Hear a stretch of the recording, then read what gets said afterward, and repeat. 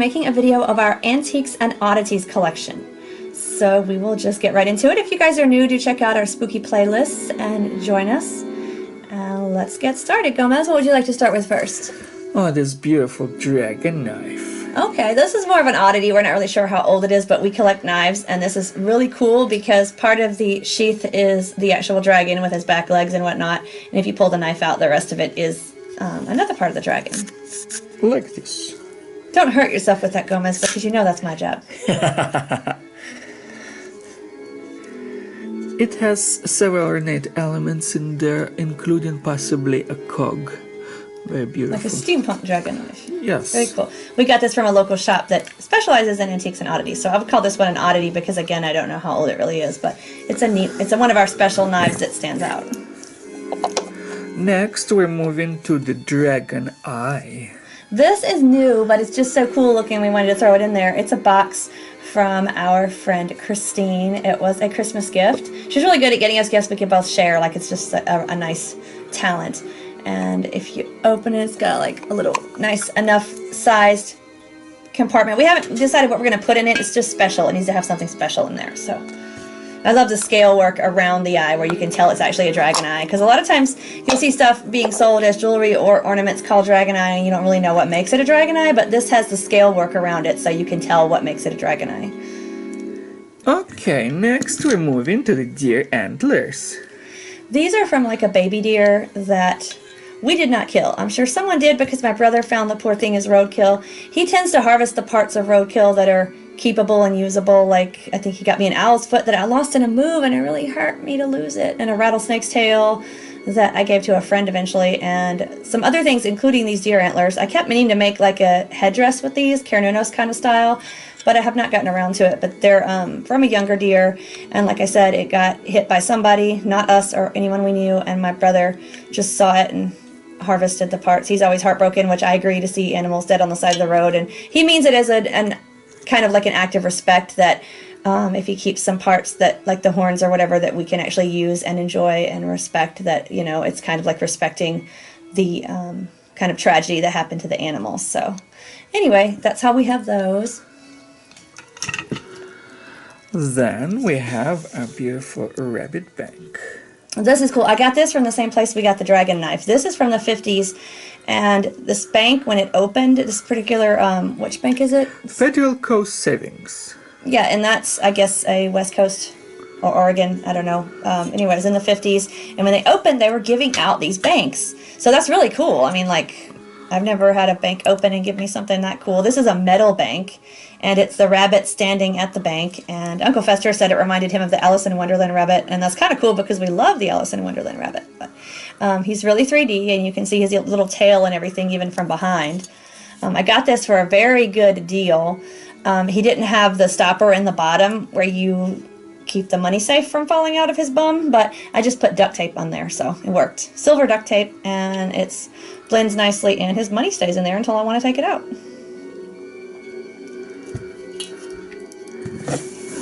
They made things better in the 50s. That's a nice metal bank. Then we have this wonderful toaster. This I showed briefly in a haul when I got some Halloween stuff from my mom. This is one of the original toasters. I think it's like 1912. It's actually got wood on the outside, and the cord is like literal rope. If you touch it, it's not one of the rubber cords. It feels like cloth rope. So that's really cool. And my mom's like, you know, it still works. You can plug it in. And I'm like, I'm afraid to use it and plug it in because if it sets a fire or electrical thing, I don't know. So I'm afraid to find out how it toasts now. My mom is bold. Just like, no, I don't want to hurt it. I don't know what will happen. But anyway, it's awesome looking, and we keep it in the kitchen, actually beside the microwave, even though we can't use it.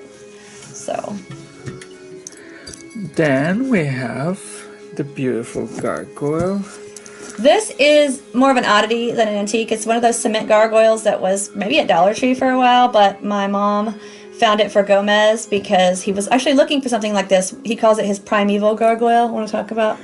Yes, it has such features. Gargoyles often come with different animal features such as dogs and cats, sometimes birds. But this one seems so distinct. It's like it could be one of the ancient ones because the reptilian is one of the older races, species. So it just seems like it would be something older. I think you read something about older gargoyles looking like that at one point, didn't you? Like really? Yes. Was it a dream you had? It was something. You mentioned it before Mom found it for you. Yeah, I had dreams. I interpreted other people's dreams who had them too. So it seems like a common motif enough, but I didn't see it a lot in architecture. So it struck me very interesting. So he's kind of a neat gargoyle as far as we haven't really seen one that had the reptilian look, so we thought we would toss him in as an interesting oddity for you gargoyle fans out there like us. Then we have this beautiful charming pipe that... It's Native American. My granddad, it was one of his like treasures. And I'm the baby of the family, and my other siblings are way older, so my granddad is an older generation, and he got this from a Native American that made it for him. So it's like wood. It looks like an animal face, sort of. Yeah, it kind of reminds me... One of the horns came off. I need to fix it. One of the wooden like those ears or horns or something. It seems like an animal spirit because it also has human features here, so I could very imagine a shaman doing something like that. So yeah, I was going to say a shaman made it, but I just think that... I'm not positive who made it. I don't want to embellish if it isn't true, but it looks shamanic, and we don't smoke or anything, so it's more ornamental, but it's just really cool. And it's wood, and it's nice and solid. Then we have our big bottle already filled in with herbs. Yeah, this was one that I did for like a DIY of just herbal kind of decor, but that's an antique milk bottle from like I think the 20s to the 40s, something like that. But it's when milk did not come in plastic yet. And I have a square one as well, but that's the round one. Then we have this charming emerald in its little pouch. That is just, we have a lot of stones and crystals, and everyone has stones and crystals, so I didn't really want to show a bunch of them just because, but this is an emerald, and it's a big chunk of emerald, so you usually can find tumbled natural emeralds, but they're not usually this big, so I just thought as an oddity, again, to find a chunk of emerald that big was kind of a neat thing to share, and that's Gomez's emerald. And he's a dark green because it's a lower grade emerald, but still. Then the chicken candy dish. That's the lid. The bottom broke in the mail when my mom sent it to me, but that's my grandma's candy dish, and it's pretty old too, probably 40s or 50s, and it's a chicken, and I wanted it for Gomez because he loves him some chicken. My favorite. So, we had to have the chicken. Then we have this old Kodak camera. This was made, from the late, was it 1880s to the 1920s? That sounds correct. So I'm not sure in that range, but this actually still works. The flash works. And I can't get film for it, though. I'm not good enough to know exactly what kind of film, and I'd have to order it online. But I would love to get film and take old-fashioned pictures where we would look like old, in the pictures like we were from the 1800s, because it would take the black and white kind of look like that. It'd be really cool. So when I get someone around who really knows film, who can show me what kind of film to get for it, that would be a really cool thing. And we got this in an antique shop for, I think it was like $16, because I got one for me and one for my mom, because she is the one who got me into antiques. So it's like cool. It's a little box camera. Then we have our mason jar. We looked this up. It's a ball. That's the kind of brand it is. My mom asked if I wanted it. It's my grandma's. I thought she meant like it was going to be a round ball kind of jar. And I was like, that would look cool. And then I got it and I was like, it's just a jar. And then I saw it's a ball in it. So I was like, oh, okay, it's the brand. I feel dumb now. But it's cool because the lid even feels like it's metal, but it feels like a different texture of metal, and it feels old. And this company started in the 1800s. And they make different jars up until, the 60s? Yes. And so we had to look at the emblem to tell which year date that we had. And ours is either the 20s or the 30s. It's in that range, 1920s to 1930s. So it counts as our antiques and oddities. And I'm going to keep herbs in this one and keep it out in the kitchen to look cool. I love mixing neat old stuff in my kitchen to make the kitchen interesting. Then we have this charming big box from Morticia's mother. It's a chest, And when my mom, this was old when I was little. The leather feels like it might crack. I need to figure out what to do to care for it. But I just love the emblem. Like, when I would read fairy tales and the princess would have a chest of jewelry, I always pictured a big version of this. Like, to me, a chest could not have a flat lid. It had to be sloping like that. And the same for pirate treasure chests. Like, anytime I heard the word chest, I would see this thing in some sort of form. I just love the way it looks with its sloping lid, and it just opens up. It's a jewelry box, but I have so much jewelry that it's not going to happen. But I don't know what I'm going to keep in there. I had a fairy in there for a while, my fairy queen Mab, but then I got my case where all my fairies are.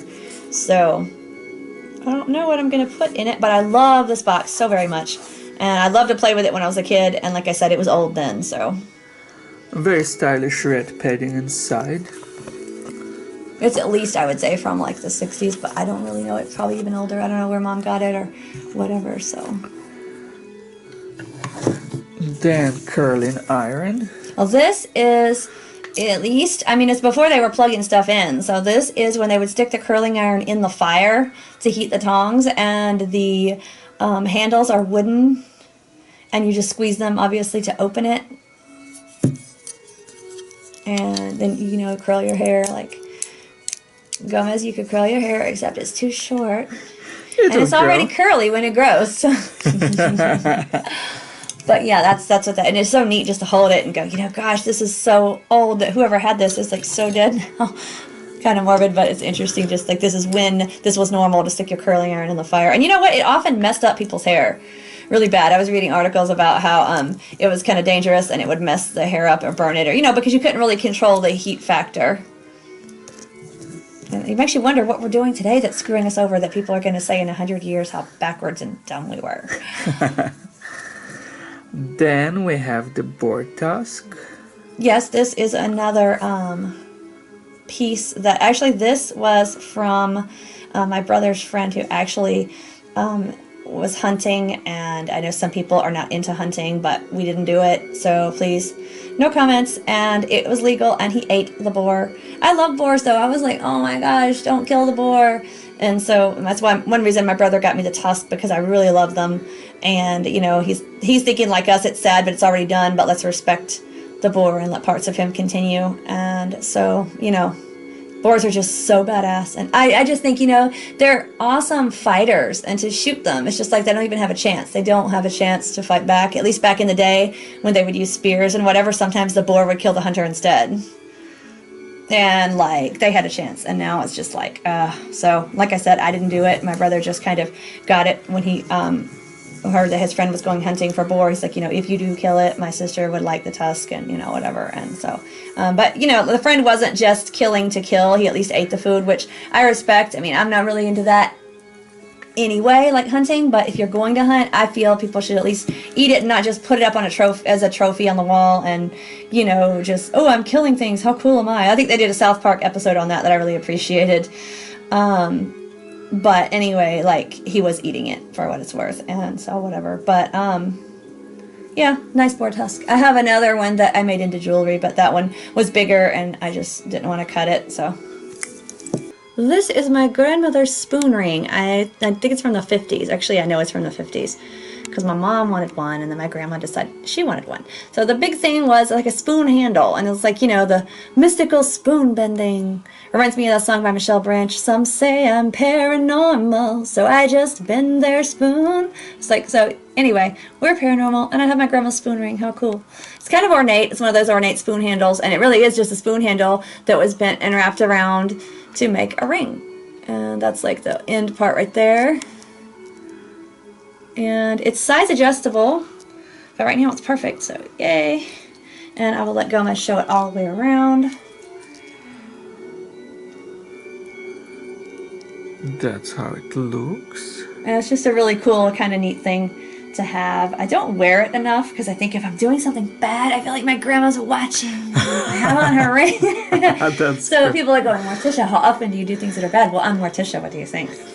So, but yeah, it's just a really cool ring, and I think I'm going to start wearing it more because it's classy and classic. So that is my one piece of antique jewelry that I'm aware of having. I wonder how many like pieces of antique jewelry are like haunted or something. I keep wanting to get some garnets off eBay because I adore garnets and I like antiques, so I'm like, let's combine the two things. And I've actually seen some at good prices. I just haven't been pulled, but I'm going to eventually treat myself to antique garnets. Then we have a syringe. This is for Gomez because he wanted to be a doctor when he was little. And my mom got these. There was back in the day, again, at least 100 years ago or whatever, when, so it's definitely an antique, when they didn't have anything but metal syringes. So if you're going to get a shot, it was this big, huge ass needle coming at you. Ah! So yeah, that's the old syringes. And that's all solid metal, so. So anyway, let us know what your favorite piece was. I don't know what my favorite piece is. Let me think, because I want to share what my favorite. Maybe the curling iron. But I love it all so much. Like, what about you, Gomez? Maybe the dragonite for the moment, but. Aw, Christine would think that's awesome. I love the dragonite too, but I had to go back to the antiques because old stuff. Yes. But the dragonite is also fantastically awesome. That's why I wanted it in this video of antiques and oddities. So yeah, we hope you enjoyed. Until next time, stay spooky, my friends.